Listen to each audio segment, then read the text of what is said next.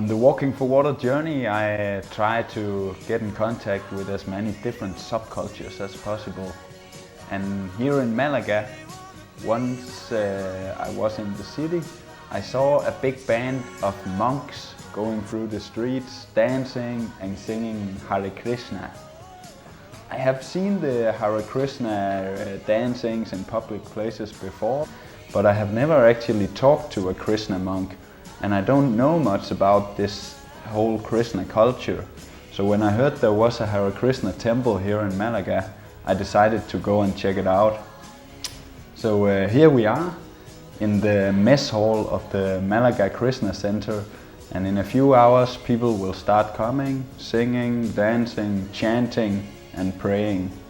And we will have a look into that, and hopefully we can have some of the monks telling a little bit about the culture.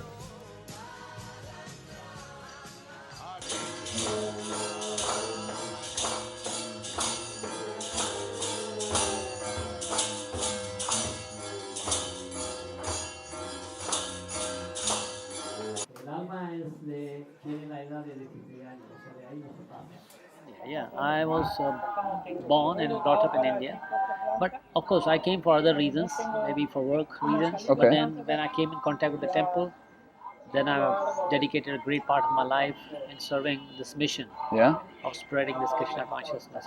Is that the goal of having Yes. the place, to have more people come? Yes, that's the goal. The goal of this movement, when Prabhupada came to the West, his only objective was that it should spread to every town and village. So that is your mission?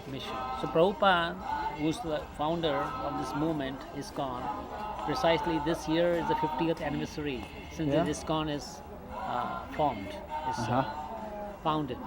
So his mission was that he goes to the West and he starts this movement, and this movement should go to every town and village. The opportunity should be there for everybody. Now you take to it or you don't take to it, that depends on the people. Of course. But at least the centers are there, or ways of taking an access to the centers are there.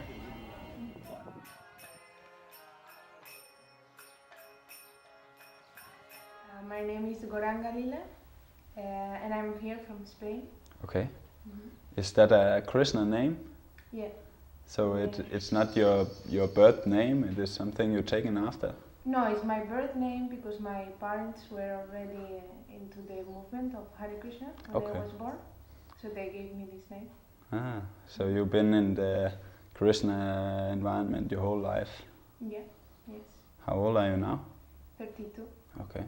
Is prayers a big part of the life when you are a Krishna devotee like you are? Yes.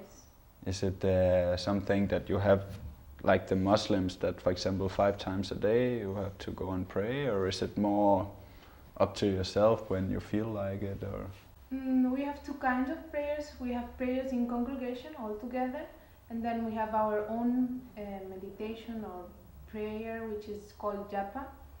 And so every day we have like a schedule. We come here together in this temple room, and we pray in front of the deities of God. And this has a fixed schedule. We start early in the morning, 5 o'clock, till 6:30 something. No, 5:30, and then we have till 7:30. We have like 2 hours or something like this to have this personal prayer, which you can do here inside, or you can walk outside, and then again we have till from 7:30 to 9 prayers and some lectures, and so this we do together. It has its schedule. Also in the evening, 7:30 again we meet to pray to God. But then during the day, because when you are initiated in the or you are aspiring to be initiated in the Krishna movement, we used to chant the whole mantra Hare Krishna, and each round one is 108 times. And this we make the vow to chant every day 16 times one round. so you 16 times a day say the whole Hare Krishna thing 108 times? Yes. Wow, that's a lot of Hare Krishnas. Yes. Yes.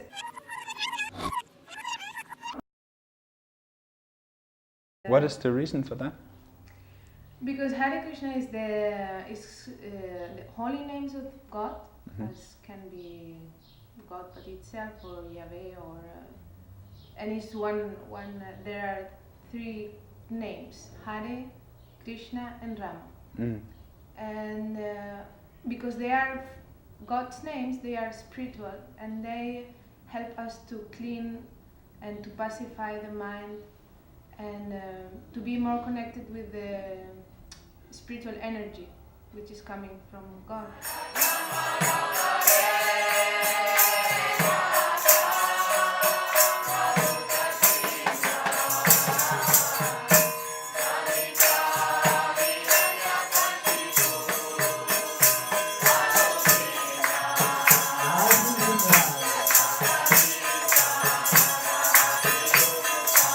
Krishna mantra is such a universal mantra. It's like fire. Whether he's an ignorant man, he's a foolish man, he's a child, or he's anybody, in any ways he says it out. If he says Krishna, or he says, oh, Krishna, any ways he says it out, it will have an effect. And a positive effect? A positive effect. Okay. Because it's, I'm telling you, fire. Fire burns. Whether you do it clumsily, you put your arm very clumsily there, or you put your arm with cautious. Oh, let me see. Even if you are very cautious of it, but your arm is inside the fire, it's going to burn. See. And if you do it clumsily, even then it's going to burn. Chanting means to keep association with God always. So you have to audibly chant Hare Krishna? Yes. This is transcendental vibration. Just like a radio message, if you keep contact with the radio message, then you know everything what is going on outside. Similarly, this transcendental sound, Hare Krishna, if you chant, then you keep connection with God directly. So when you found this opportunity to spend such a big part of your life on spreading the message of Krishna, did you have to be initiated in another way, or was you... I mean, this movement is something of a commitment. Yeah. You have to have a commitment. It's not like you come like a visitor and you just behave like a visitor. No? No. When enter the movement, in the beginning is, of course, you just to get to know the movement, get to know the process. And when you start liking it and you say, now I want to take to it seriously, then there's a process called initiation process. It's like being registered, you can say, officially registered. Yeah. You know? So there's one guru, like it's like a leader, you can say. So spiritual leader, he gives you the initiation and officially accepts you as his disciple. Okay. So in that process, you have to commit some obligations on your part. Like for example, we have 4 basic obligations or commitments to apply. Yeah. First is no meat eating of any sort. No meat, no fish, no eggs. And if you love Krishna, then you love him, the small ant. He's not interested in to kill even an ant.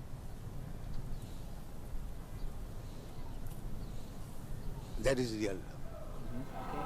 Then there is no drinking alcohol or intoxication, any type of intoxication. There's no gambling. What about morphine, for example, on the hospital? If you're sick and if you're like any capsule also, anytime when you're under medicine, so sometimes they do give you some medicine to put you to sleep. Yeah. That's inevitable. Okay. But for enjoyment purpose, you can say, like people take drugs to enjoy. Yeah. That sort of enjoyment is prohibited. Yeah. You know? And there's no gambling allowed. No. And there's no illicit sex. Yeah. Illicit sex means sex outside your marriage. Like you want to have sex, you marry, you have your wife. What is the reason for that last one? I can see the reason for the other ones because it can really leave your life into misery by gambling debt or by addiction to alcohol or drugs. But of course the meat eating is about not taking lives. No violence, no violence. But what about the illicit sex? Illegal sex, you can say. Yeah. The word illicit is like illegal. Well, you see, sex is not only about enjoyment. You want enjoyment, it's fine, but you take some commitments with the woman, you maintain that woman as well, you maintain the children who are coming from that woman, you be the proper father and educate the child. I mean, this kind of life, just like having, maybe you go around, have sex, okay, now there are contraceptives and things like that to not have children. Yeah. But then that is purely enjoyment. That will make you like attached to this material world. Our point is to be detached. We are in a sort of a jail, you can say, a big jail. And our mission is to escape that jail to the other side. And go back to the spiritual world, because what our movement is based on, this fact is that we are not this body. We are spiritual souls. Body is just a covering. Therefore, the conclusion is that after you give up this body, you'll have another body, as you have already done. What is the difficulty to understand?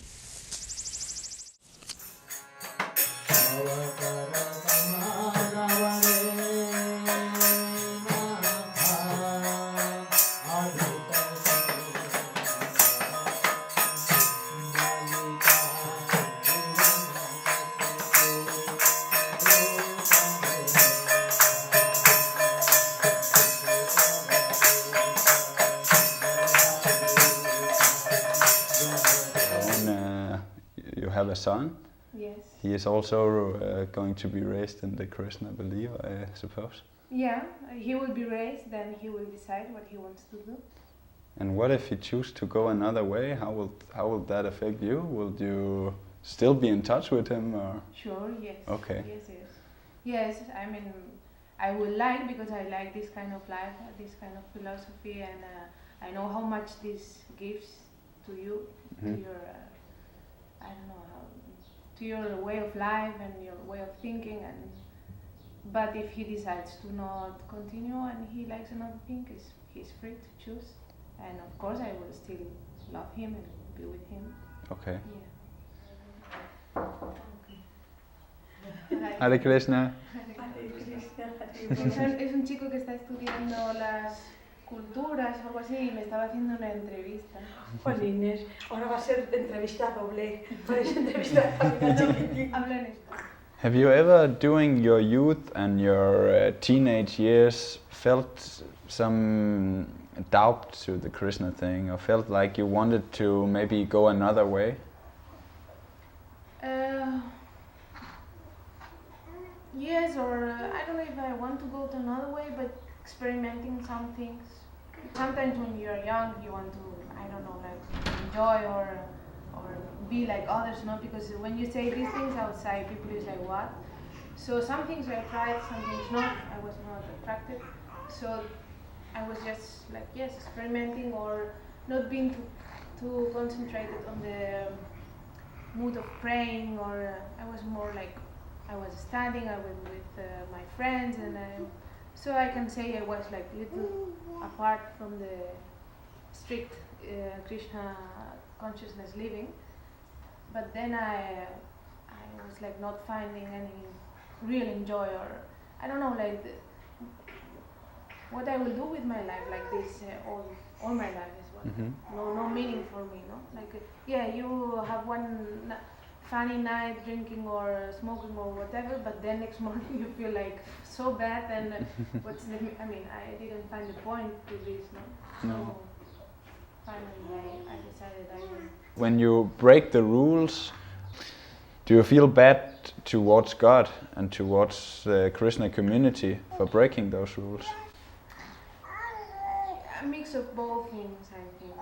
I was not feeling, when I was doing this and I was coming late at home, and I know my parents knew about what I was doing more. And I was feeling bad before them, no? Not in front, but I was feeling like this is not, I mean, they allowed me, they didn't press me to not do it. They were advising me, but not forcing me, but I was not feeling proud of what I was doing. But I wanted to try. But yes, one of the things, as I have understood it, that is different from the Krishna than from, for example, Islam and Christianity, is that you don't have a hell like this, right? You get reborn in another physical body. So when you go out drinking one night, for example, does that affect your afterlife? It's a complicated answer because this is about karma. Yeah. No? The law of action and reaction. Whatever you do has a reaction. Mm-hmm. And we don't know exactly how karma works because it's a very complicated law. But I don't know. I believe on the if you change your customs or your habits, you are not like okay, it's not write it down. You did this like 20 years ago. And the reincarnation part is after how well you lived your life according to these rules. Yeah, Then you will reincarnation be is something like it's a succession of your present life, according to your likes and dislikes and your karmas. What we call is karmas, your activities. Uh-huh. Now, for example, I give you a very simple example. Like, as human beings, we are not born to be living underwater. No, you have to live on land. You cannot live in water. But you love to swim. There are people who love to swim See? and remain in the water for hours and hours. Yeah. Then there are other people who like to fly. Yeah. For example, they use different type of instruments to fly. Yeah. But we are not meant to fly because we don't have the wings to fly. But you have the desire to fly. So there where the reincarnation comes. Krishna is our very merciful father. It's like when a child is asking for a car, a particular type of car, or particular type of instrument to play. I want a guitar, I want a piano. Now other child would say, no, I want a motorcycle. So father says, okay, you son want a motorcycle, I will buy you a motorcycle. But be patient. So if you have a passion to swim, your next life you Will be will a become fish. a sea animal, Yeah, for sea example. animal. Yeah. Okay. Yeah. So that's the process of reincarnation. The living being is eternal by nature, but due to his bondage in the material existence, he has to change the body from one to another.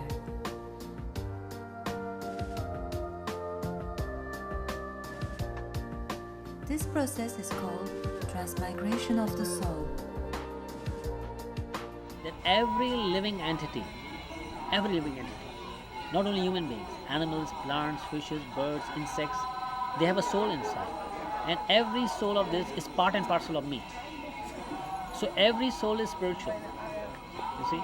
Now what happens is, depends on the covering of this consciousness on that entity, we are detached from Krishna to that extent. Bigger the covering, bigger the detachment, bigger the distance from Krishna. But it's not that consciousness is dead. The consciousness is there. Only thing is covered. It's like when you have a mirror and it is covered with fog or with mist. So you don't see your image in that mirror. But it's not that means the mirror is not there. The mirror is there. Yeah. It's like the cloud in front of the sun. It's not that clouds, the sun is not there. It's only the clouding which is there in front of the sun. So same way, we have those filth which is covering our consciousness. But what makes you so sure there is a mirror behind the fog? You try it out, just rub that fog, and you see. Then you see your image. If you see the image, there's a mirror. So this is a process of trying it of your own self. Yeah. You see, there are two ways of finding out the truth. Yeah. Either learning from the experiences of the others or experimenting it yourself. Now there are so many things. For example, science tells us that water is H2O. Now you may doubt it. So he says, okay, you experiment it out yourself. Take 2 portions of hydrogen, 1 portion of oxygen, mix it and it converts into water. You want to do it, do it. So every invention, you want to try it out yourself, do it. But you need a long life to do many things in life. Yes. But then there are other things which are called books of knowledge, which other scientists and other people, great people have done it already. So for you to just read it and get the knowledge. So you choose what you want. Yeah. So the spiritual life is like that. Those people have gone through that process many times, and there's a perfection, there's a realization of these great souls in the scripture. That's why they're called scriptures. They're called revealed scripture. Reveal means they are revelations of great personalities. They have given their revelations there in those books. So now you take them, you study them. If you have faith in them, accept them. If you don't have faith in them, then try them out. Try them out yourself. And when out of the 10 things you try, all 10 things or 9 things are making sense, which means everything is making sense there. Yeah. It's conclusive. So you have tried some things out yourself and found that these things made sense to you. Yeah. And then you also trust in the rest, of course, instead of trying. Yeah, that makes sense to me.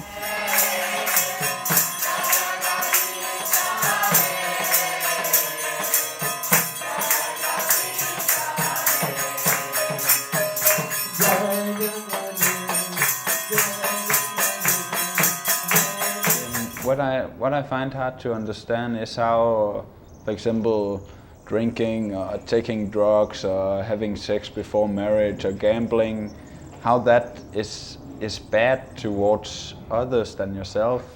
Whatever you do to harm to yourself is your responsibility. I mean, God is looking at you and saying, whatever you want. No, I mean, poor of you, because you're not getting something good from it. And finally, no, it's not helping you, not even materially and not spiritually. So yeah, it seems that you enjoy it for a time, but it's a short time, and what are the consequences? I mean, there are many other ways to enjoy, and so it's an advice, you can call it as an advice, to have a more clear mind, a more sattva way of life. It is the higher consciousness that you're constantly seeking, to come closer to God and to, if I have understood it right, to take more and more distance from your earthly needs. Exactly. And is that something you feel like you improve through your whole life? Or have you reached a state at some point where it's hard to get more conscious? Yeah, this happens. And one time one person explained me quite good. When you start a process like this, especially at the beginning, you feel like a strong improvement. Yeah. And then at certain point, the improvement is not going so fast. It's more going in this way. Always, if you keep your sincerity and your effort, you will feel that you are improving. But sometimes it seems that even you don't improve anything, or even sometimes you go down.